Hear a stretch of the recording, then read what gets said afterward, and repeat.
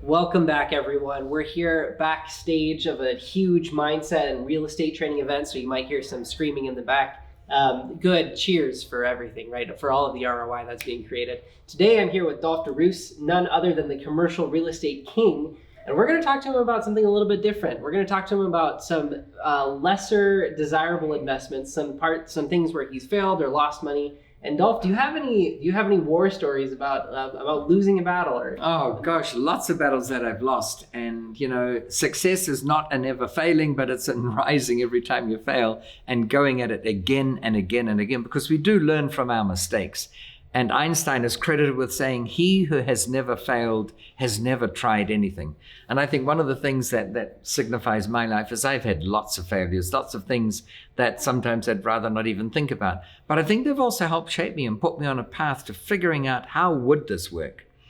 So one of the things that comes to mind, Jonathan, to answer your question, is I once was doing a real estate transaction and the other party was short of cash, and they offered a very fancy restaurant. It was kind of the best one in town as part payment for settlement of this transaction we were doing. And I thought, oh my gosh, I've never owned a restaurant before. This could be fun. You know, the way we get these whimsical thoughts when an opportunity comes along. I said, okay, let's do it. Well, I now look back on this whole incident and claim that I've owed 2 restaurants, my first and my last. And I admire people who run restaurants. I had a great meal last night in a French restaurant where the food was so authentically French. Even the style of cooking was it was divine. And I admire that. But I still am not tempted to own a restaurant again, because the challenges for me compared with owning real estate are just so great. We had a total of 35 staff we needed on any one night. It was a restaurant and a bar area, and it was a high-end club sort of atmosphere. And just to roster 35 staff, and you knew you had to account for some who would say they would be there, but they wouldn't show up, but at least they'd tell you that they wouldn't show up. And then there were others who would say they'd be there and they wouldn't show up, but they never told you they wouldn't show up. So you've got that. We had pilferage going on. I was losing about $600 a day, which probably doesn't sound that much, in materials that we bought, and we never saw which meals they went into. And so after a while, I had a manager there, and I drove by his house one morning, and I saw all the crates of empty champagne bottles that the restaurant paid for. And how did the empty ones end up at his house? Well, they were being taken away to his house. And, we had staff members who found extraordinarily ingenious ways of taking money out of the till without it being apparent to any cursory glance or research of that. So the effort required to keep that machine going was so great for relatively little money. And yet you buy a piece of real estate, that same building that houses the restaurant. Now, this restaurant, we leased the premises because it was on what was old provincial buildings. It was owned by the government, basically, and we leased it from them. But when you compare that to any normal situation where an investor or real estate owner can own the restaurant and lease the operation out, let your tenant deal with all those staffing challenges and champagne disappearing without being paid for, and staff somehow finagling an extraordinarily brilliant way of skimming money out of the till. Let the tenant deal with all of that. And all I do is once a month is I collect the rent from my restaurateur tenant. So I learned that lesson, that running the business that's being conducted on your premises is not something I want to do. Now, having said that, there is a contrasting idea to this. And that is, I'm not a big fan of alcohol for no moral reason. In my case, it's just, I don't like this stuff. So it's kind of a blessing in a way. Now, having said that, I do kind of like a good coffee. So I've been more inclined to figure out ways of incorporating coffee shops into my commercial real estate portfolio than wine bars or pubs or anything like that. And sometimes I'll find a premise or acquire one that's got a corner location that I think is particularly well suited to a coffee shop. It's got the foot traffic and you name it.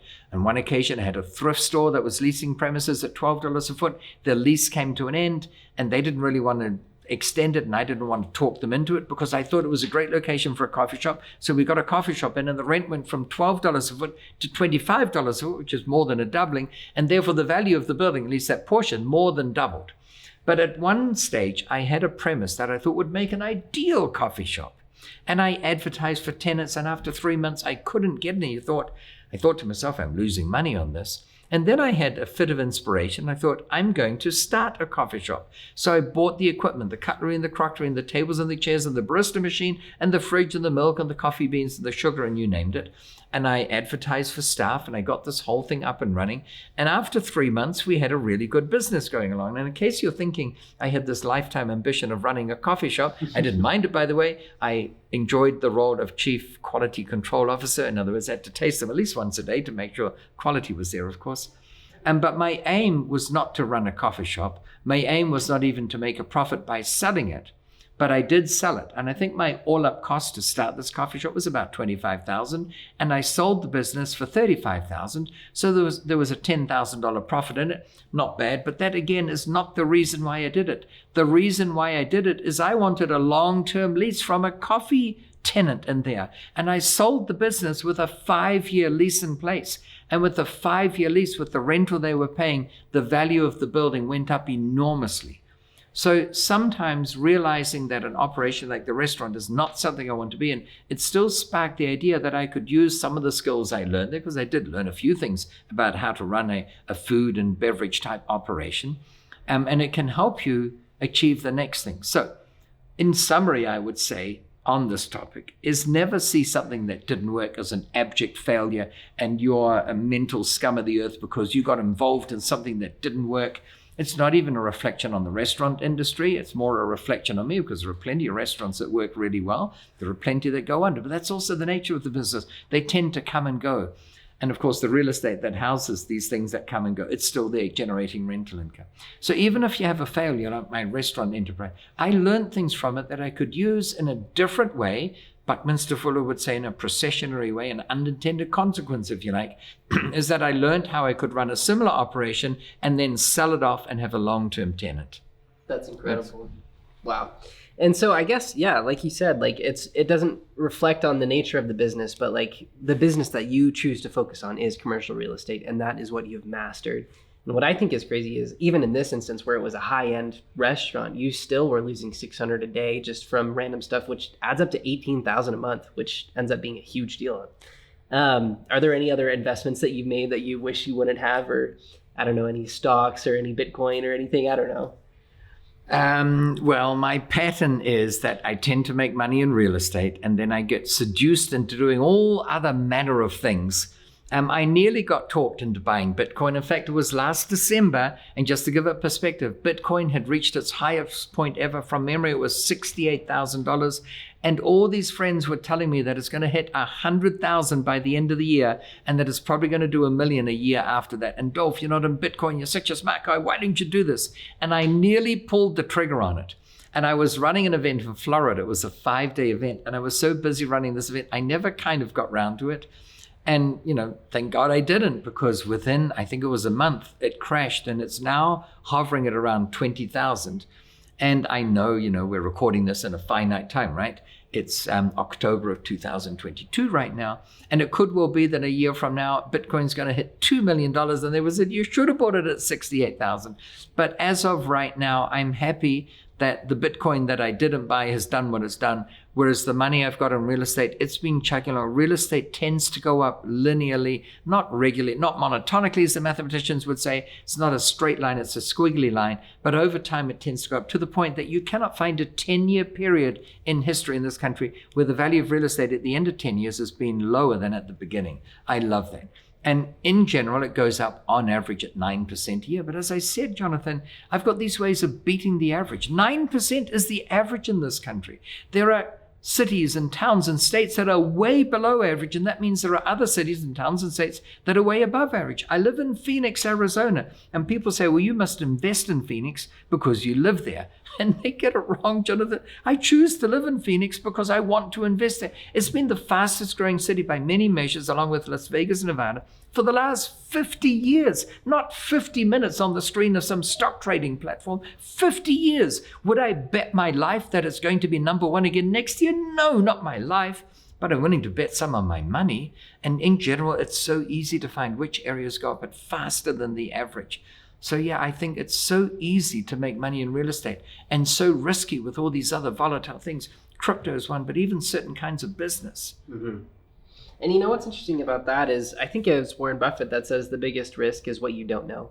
And Right. so because you've chosen this specialty, you know how to beat the average. And so this thing where people are like, oh, I have a neighbor that got, burned on this real estate and he had a bad tenant, whether it was commercial or residential or whatever it was. But it was what he didn't know that ended up Right. getting him, right? Right. And because you've spent so much time researching this, you know how to beat the average consistently, and you can teach that to others as well. And so it's really not a matter of should I go into this like stocks or real estate or Bitcoin or whatever it is, but it's a Right. matter of learning enough that you feel comfortable investing.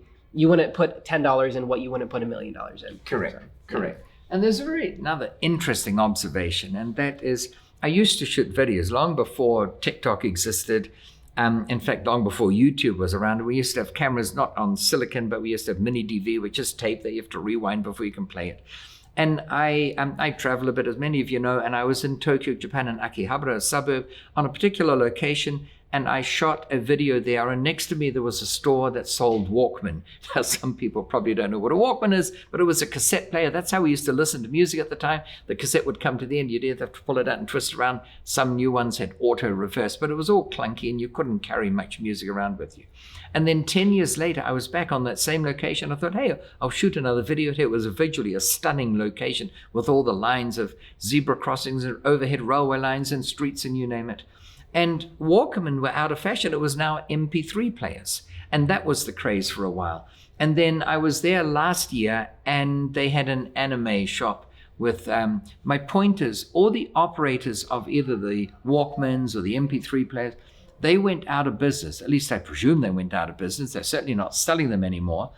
And it just occurred to me, I wonder how much of their life's effort they put into figuring out the ins and outs of Walkman and what the wow and flutter was, if you know what that is, and how long the batteries lasted. And then that whole industry died as MP3s took over. And then a new batch of people figured out those and they could compare features and qualities. And then the Apple iPod squashed that industry. But all the while, for those 3 decades that I've been going there shooting those films, the owner of that building was collecting rent. And essentially, philosophically, he didn't care whether he collected rent from a CD, a Walkman shop or an MP3 shop or an anime shop, but he was collecting rent. But all those other people's careers kind of ended because technology changed. Real estate's the one consistent thing. I love that about real estate. Awesome. Thank you so much for these gold nuggets, Dolf. We really appreciate you coming in. My pleasure. Good to see you, Jonathan. Thanks.